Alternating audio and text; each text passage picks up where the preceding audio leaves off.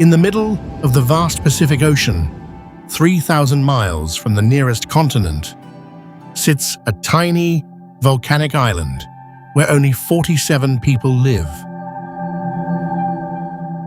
The entire population descends from 9 British mutineers who burned their ship in 1789 to prevent escape, then hid on this remote rock for nearly 2 decades before the outside world discovered them.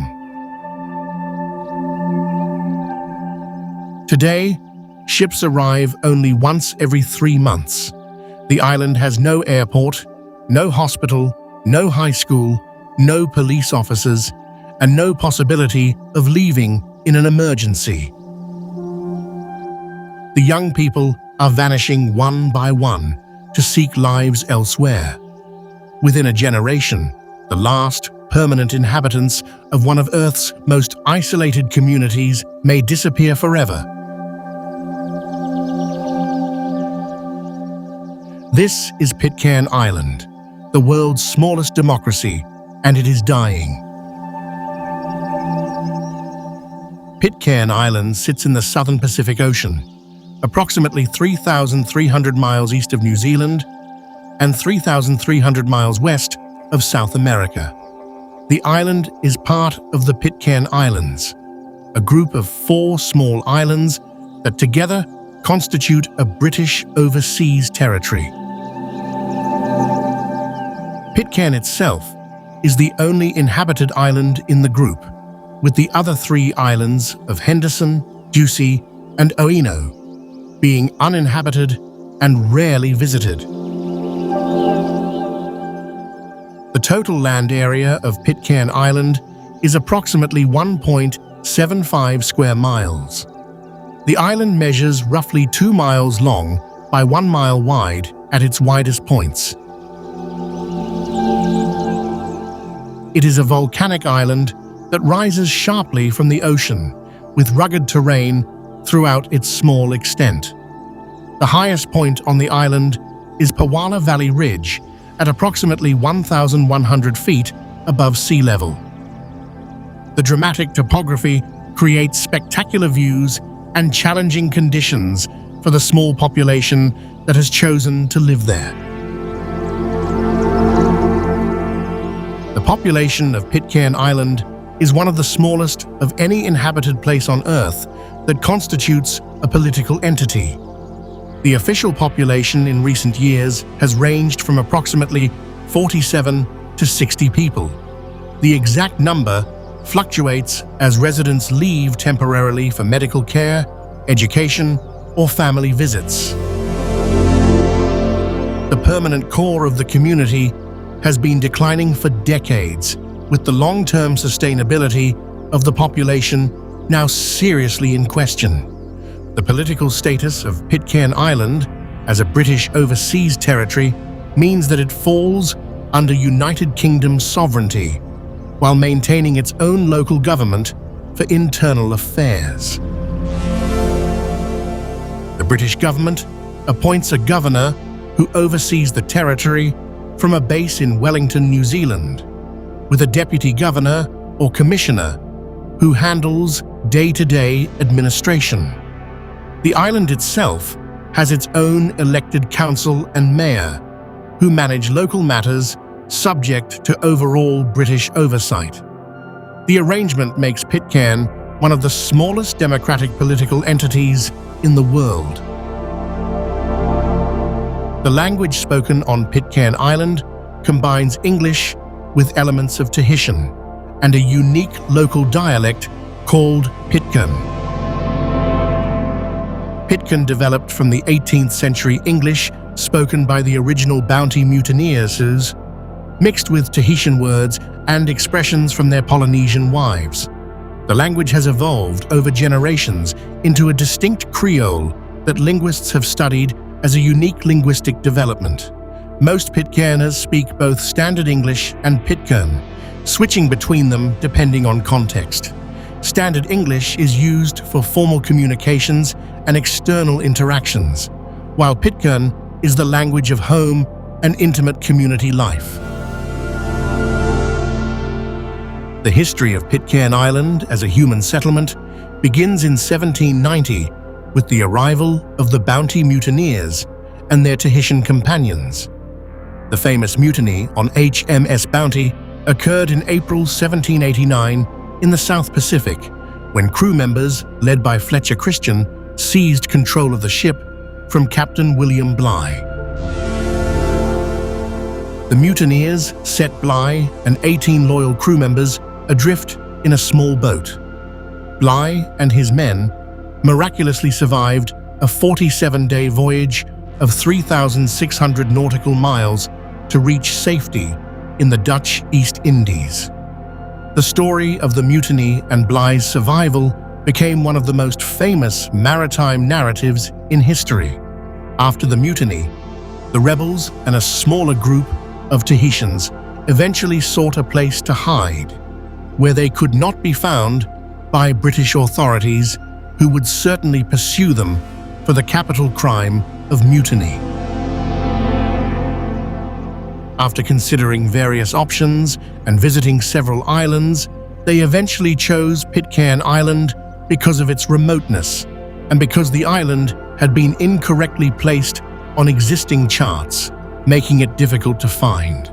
The group arrived in January 1790 and burned the Bounty to prevent escape and to hide evidence of their presence. The original settler group consisted of 9 British mutineers, 6 Tahitian men, 12 Tahitian women, and 1 Tahitian infant girl. This group of 28 people would become the ancestors of nearly the entire subsequent Pitcairn population. The first decade of settlement was marked by extreme violence, with conflicts between the British mutineers and Tahitian men over resources and women, resulting in numerous deaths. By the time outside contact resumed in 1808, with the visit of an American whaling ship, only one of the original mutineers, John Adams, remained alive. He had become the patriarch of a community consisting primarily of his fellow original settler women and the children born to the various original settlers. The discovery of the Pitcairn community by the outside world in 1808 created an unusual situation for British authorities. The legal status of John Adams as the surviving mutineer technically subjected him to execution for the original crime.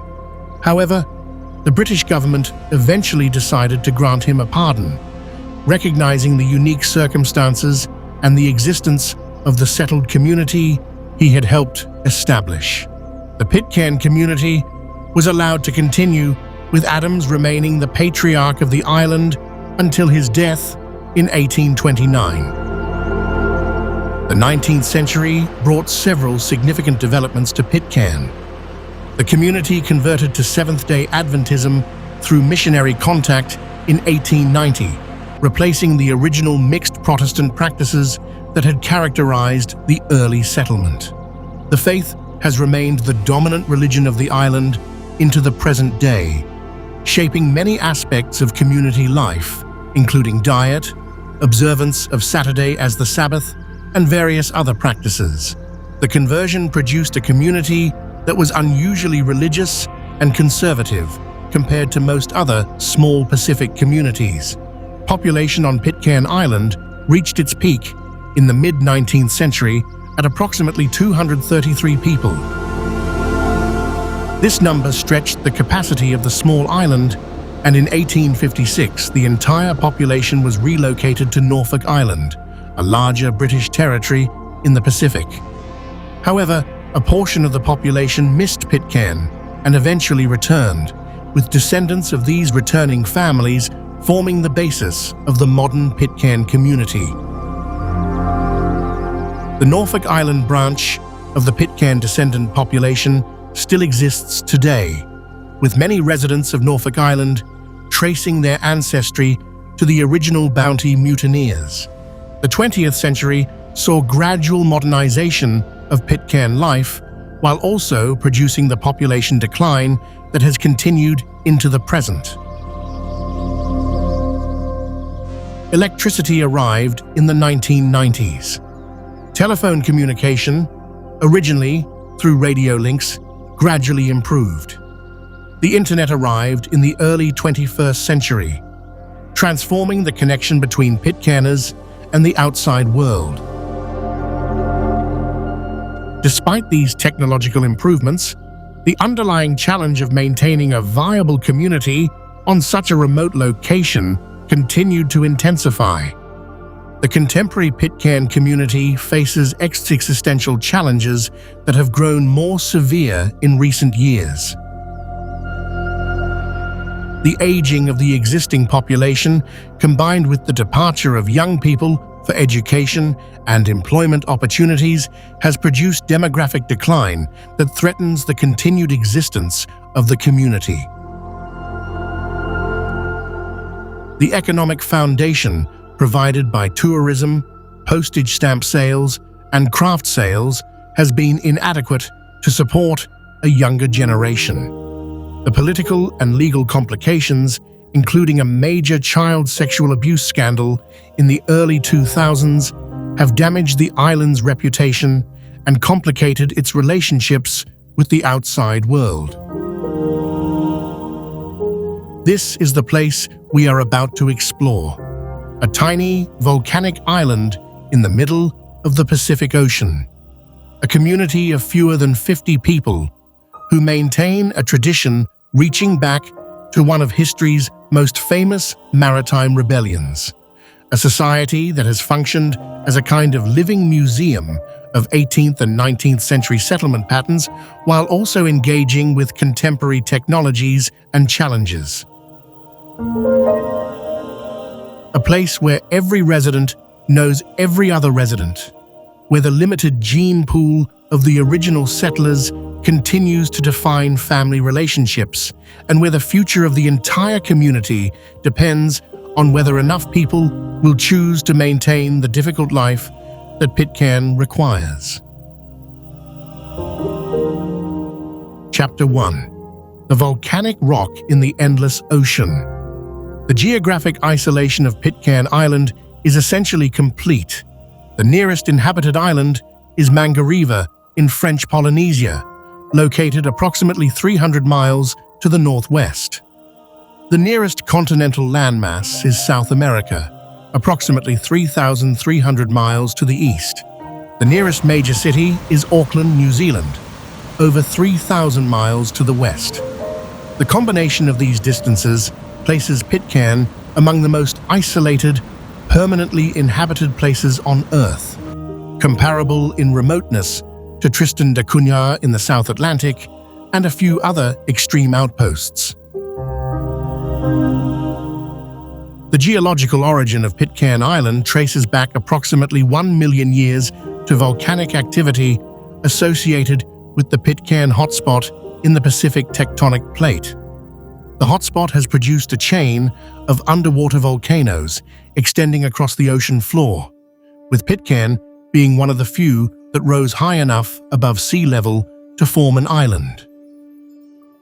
The island consists primarily of basalt and other volcanic rock formations, with the original volcanic cone heavily eroded by millions of years of weather and ocean wave action.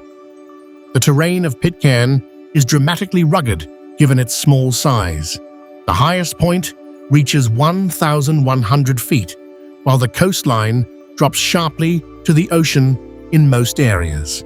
Few flat areas exist on the island, with most of the limited level ground concentrated near the settlement of Adamstown on the northern coast.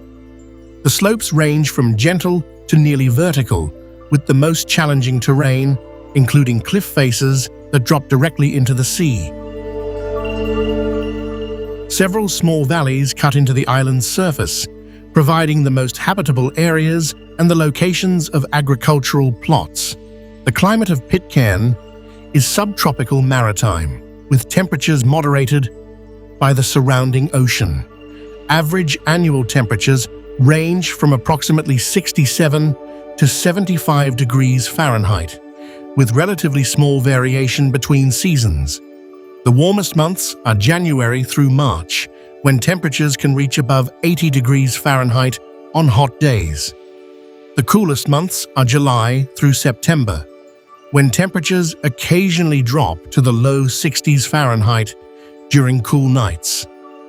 The climate is generally pleasant year-round, with conditions favorable for both human comfort and tropical agriculture.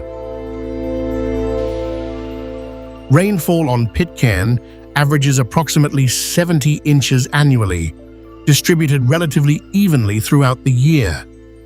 The rain typically arrives in heavy bursts, followed by clearing weather, allowing for both adequate water supply and productive sunshine for agriculture.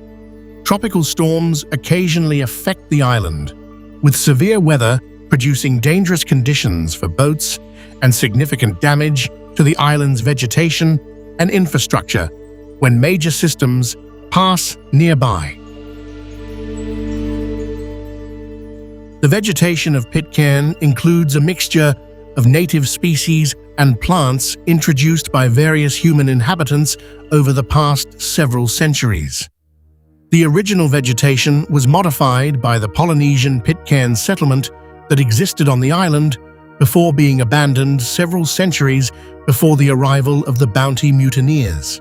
The Bounty settlers brought additional plants for food and other uses.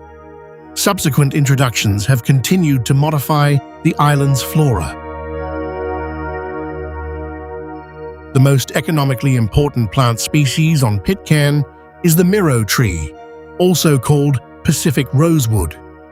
The miro produces a dark, dense wood that has become one of the primary materials for the craft items that constitute a significant portion of Pitcairn's modern economy. The carvings made from miro wood are sold to visitors and exported, providing income for many island residents.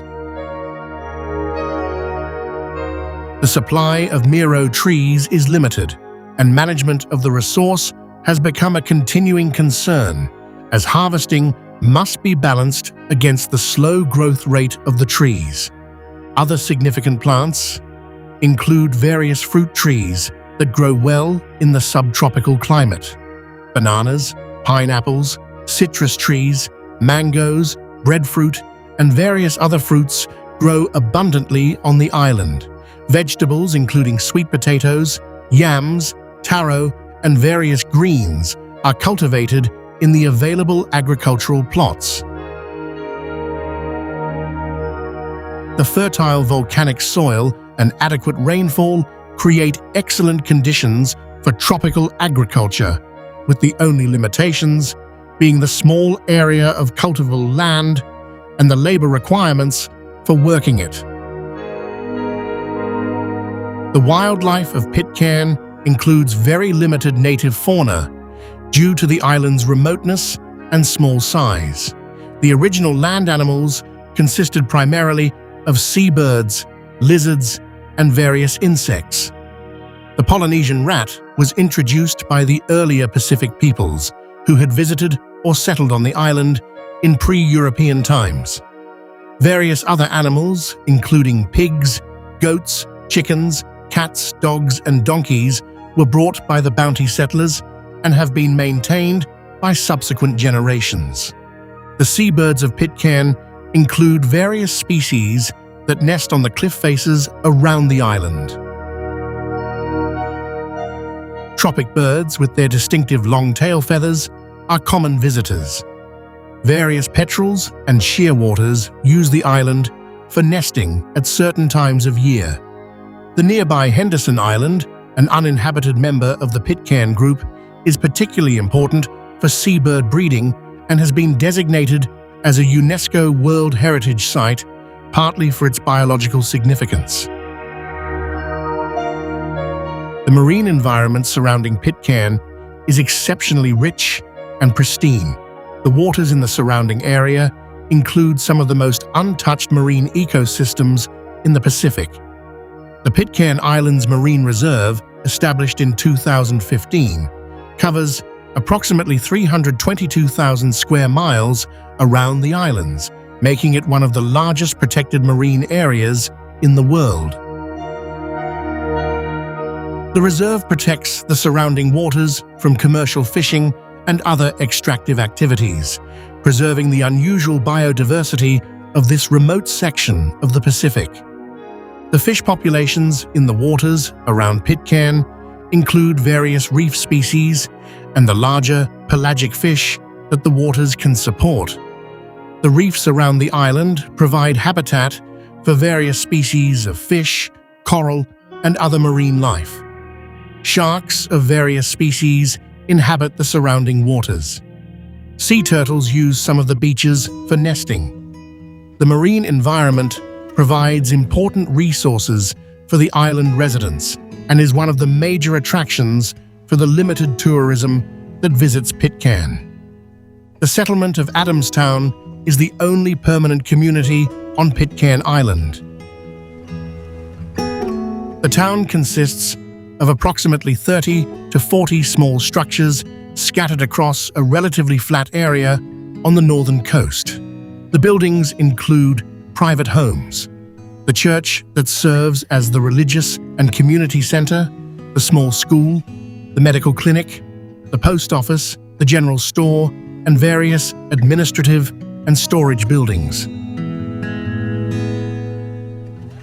The homes range from older traditional structures dating to various periods of the island's history to more recently constructed buildings using modern materials brought in by ship. The Bounty Bay is the only landing point on Pitcairn Island. The bay provides protection from prevailing weather conditions but is not safe in all conditions. The unique vessel called the longboat is used to transport passengers and cargo between visiting ships anchored offshore and the landing point. The longboats are constructed by Pitcairn Islanders using traditional designs adapted for the local conditions. Operating the longboats in the often rough sea conditions requires considerable skill and represents one of the distinctive aspects of Pitcairn life. The road system on Pitcairn consists of a network of unpaved tracks that connect Adamstown to various parts of the island.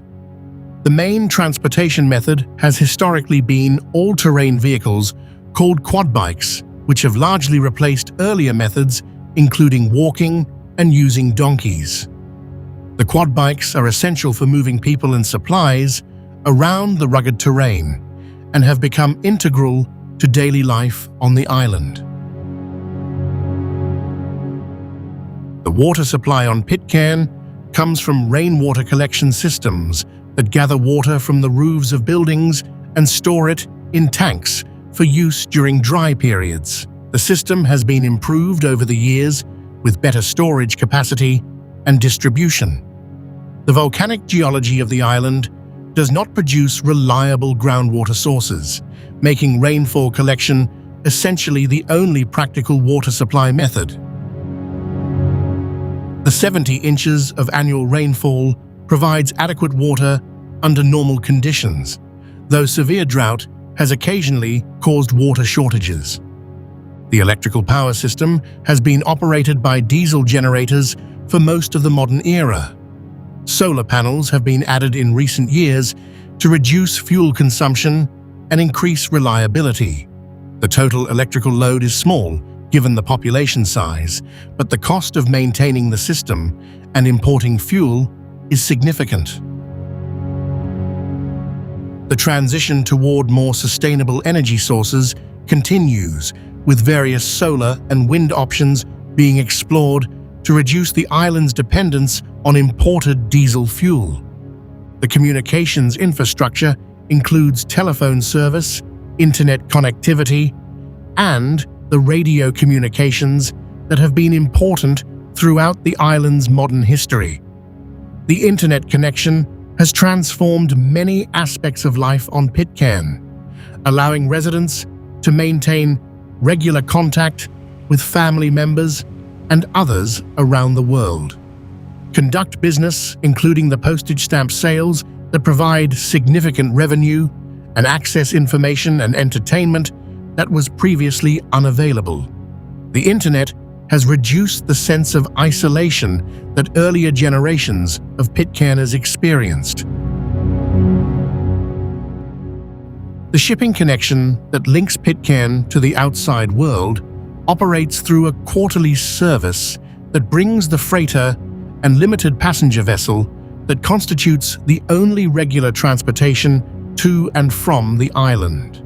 The shipping schedule means that residents who travel to or from Pitcairn must plan their movements around the 3-month intervals between sailings. Medical emergencies that require evacuation present serious challenges, with the only option being to wait for the next scheduled ship or to arrange unusual special transportation that is rarely available. The visiting of cruise ships and occasional yachts provides additional contact with the outside world and represents an important source of income for the local economy. Cruise ships occasionally include Pitcairn as a stop on Pacific itineraries, bringing passengers who spend a few hours on the island purchasing crafts and other souvenirs. The cruise ship visits have become increasingly important to the island economy in recent decades. Individual yachts also visit Pitcairn occasionally, with their crews welcomed by the residents and often making purchases that support local craftspeople. The future of Pitcairn will be written by the choices and circumstances of coming years and decades.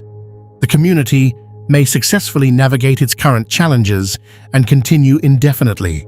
It may decline gradually and eventually require evacuation of the remaining residents. It may transform into a different kind of community than has previously existed. The outcome cannot be predicted with confidence, but the story will continue in some form regardless of the specific future that unfolds. The waves continue to break on the rocky shores of Pitcairn Island. The miro trees continue to grow on the slopes that have supported them for centuries.